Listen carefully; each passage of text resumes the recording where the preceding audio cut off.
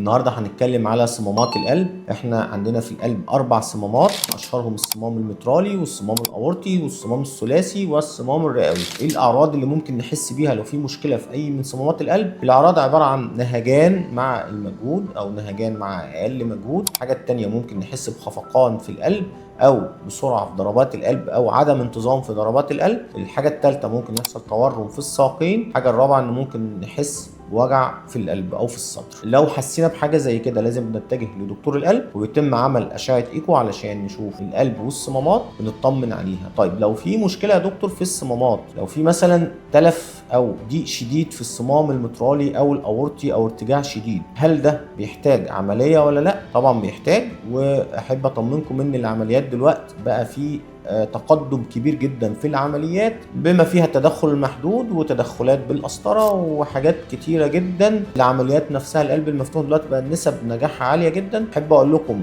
ان اي مريض عنده مشكله في الصمام ما يقلقش، نفحصه ونشوفه ان احنا نتدخل للعمليه وان شاء الله نسب النجاح عاليه. ما انصحش المريض ان هو يتاخر في اتخاذ القرار، لان للاسف بيجي لنا بعد كده في حاله متاخره.